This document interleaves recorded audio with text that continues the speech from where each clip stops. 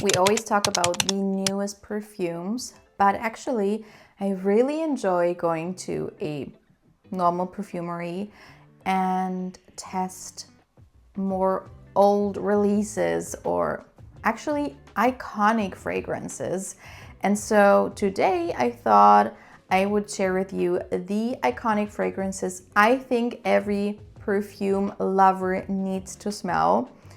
There are a lot of perfumes, of course, that are quite iconic, let's say from Chanel or Dior, but I'm just going to tell you about the ones that I appreciate for a specific reason, and maybe you haven't even smelled them or haven't smelled them in a long time. So it all started, my idea started with a perfume that the grandma of my best friend wears. So my best friend knows that I'm a perfume fanatic, and she told me about this perfume and she was like, do you actually know this perfume? Because my grandma actually wears it as her signature perfume.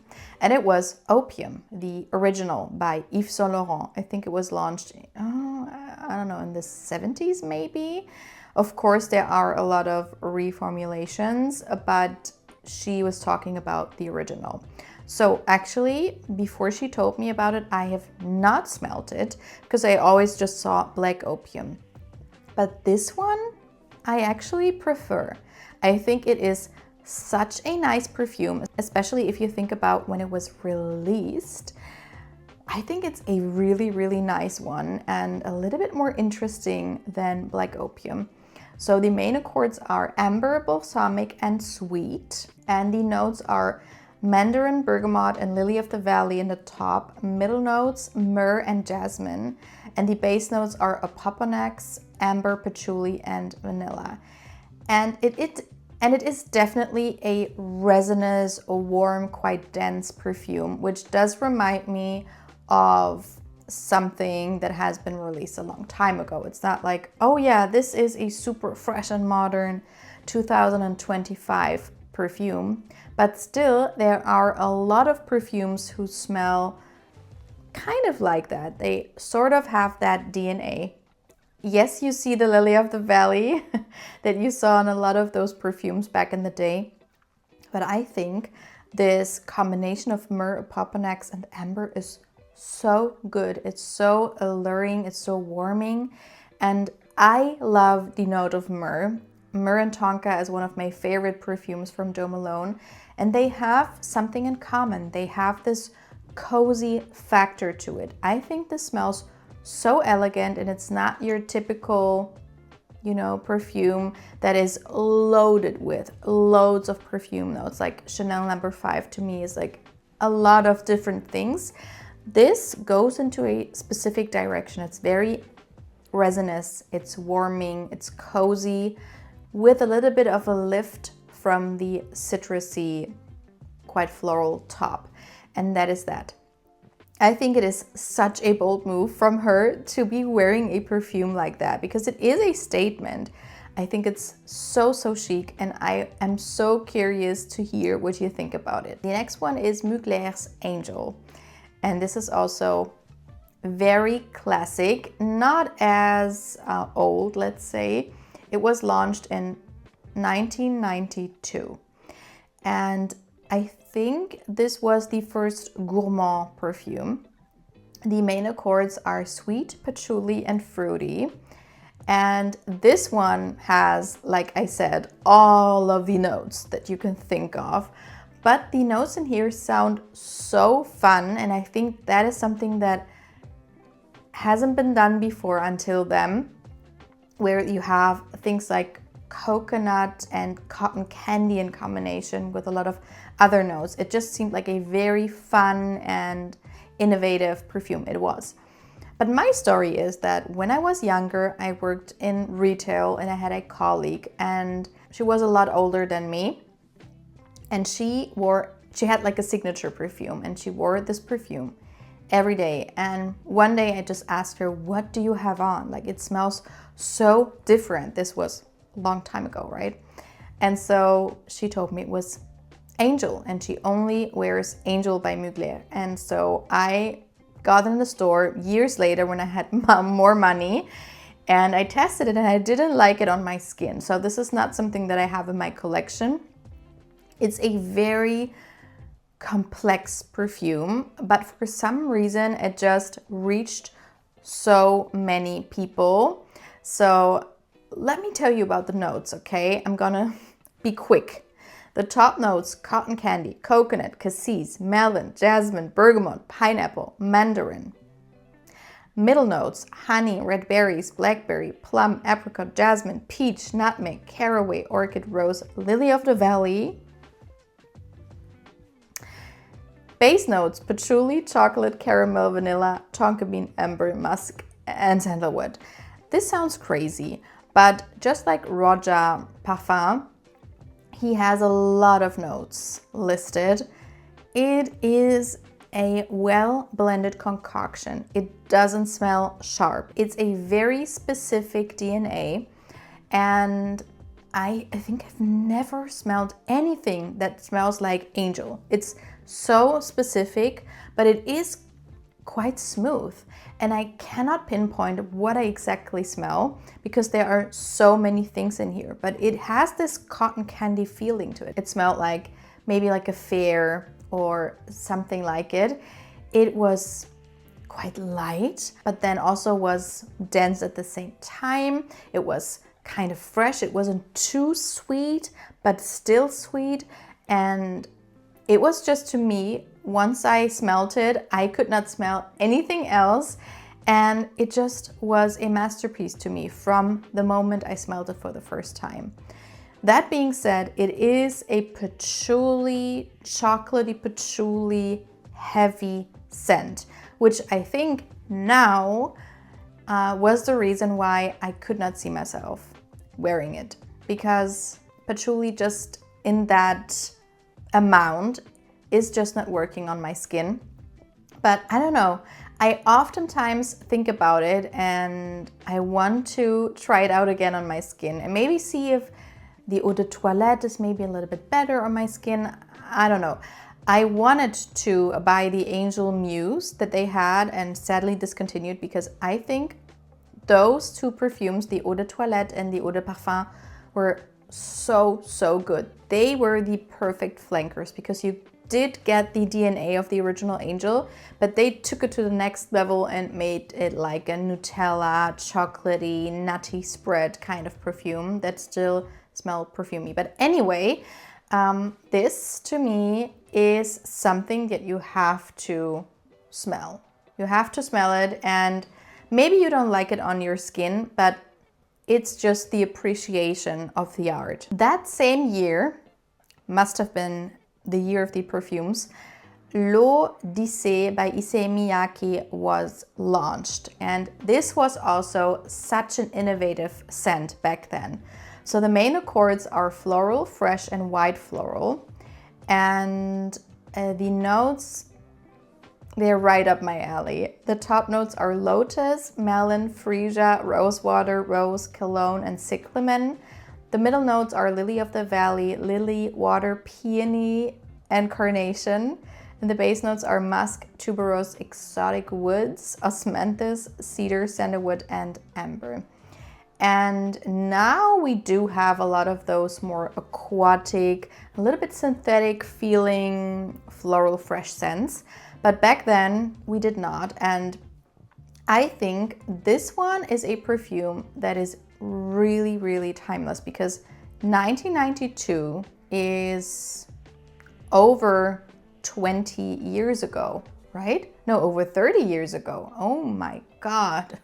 Wow. Wow. But anyway, it was launched a long time ago. And to me, this one smells like it could have been launched in 2025.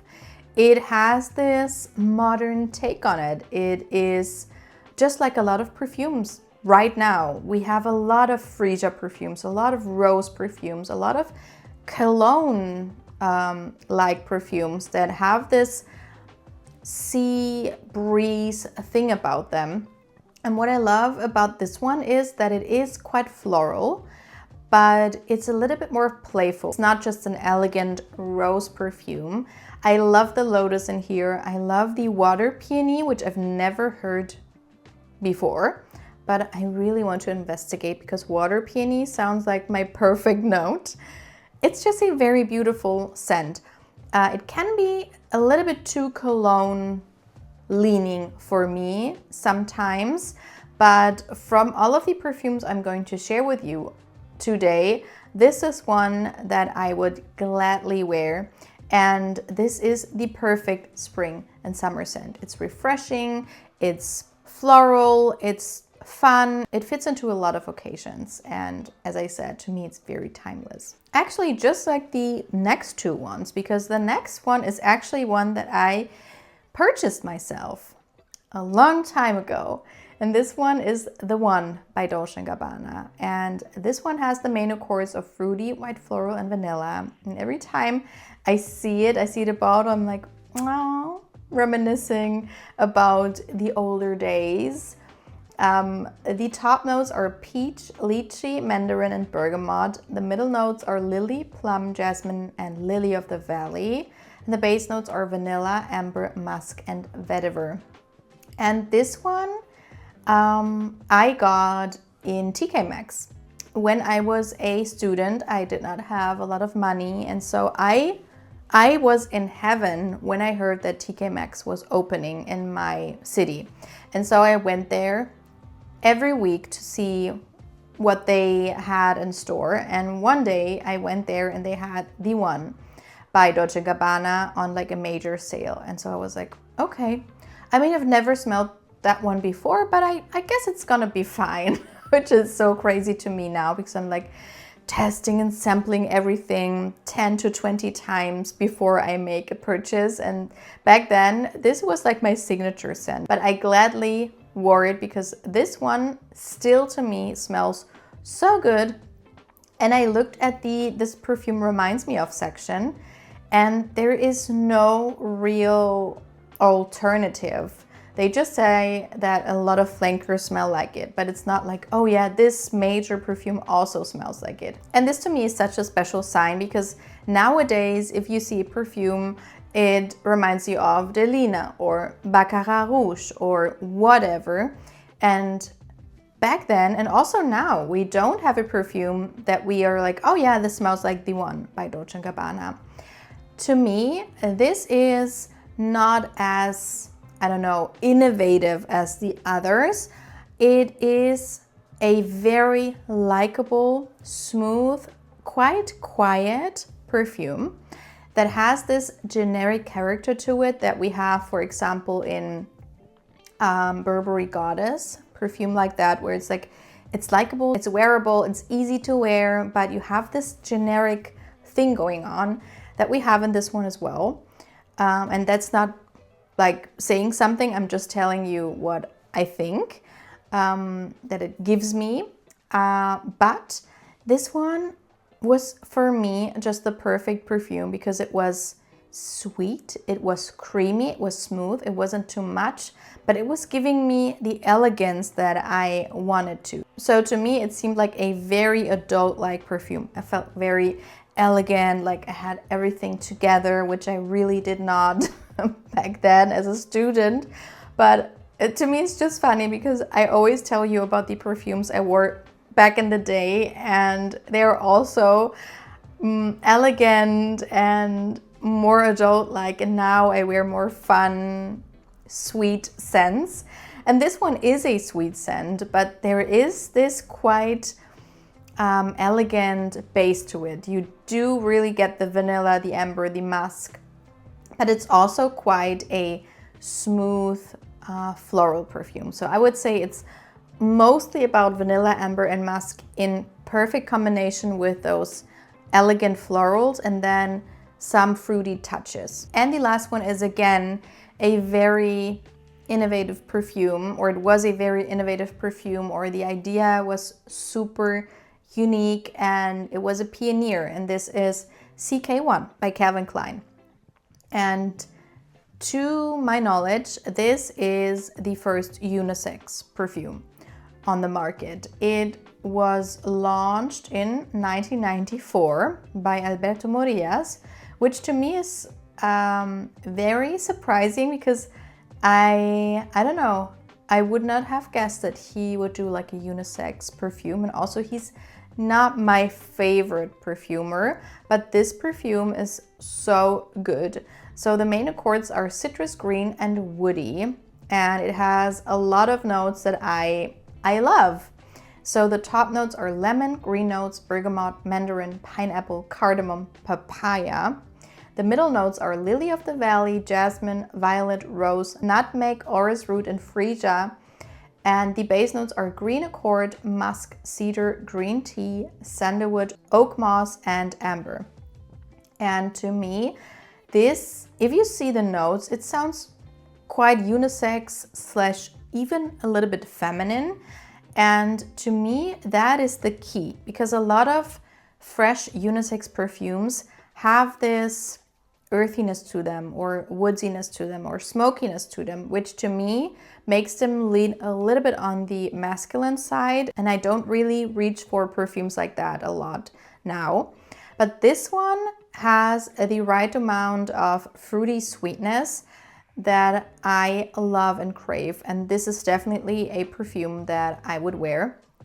I just gifted this to my brother, and he got like the shower gel and everything, and it smells so good every time he uses it or uses the products and sprays the perfume. It's such a happy, fresh scent. It's straight out of the shower. To me, this is like water droplets on the shower like glass, and that is what this smells like. It's green, it's fresh, it's citrusy, it's invigorating, but it's not just that. You still have those more grounding florals, but you then also have something a little bit bitter from the green accord and the green tea, but then there's also something even more grounding from the oak moss and the amber.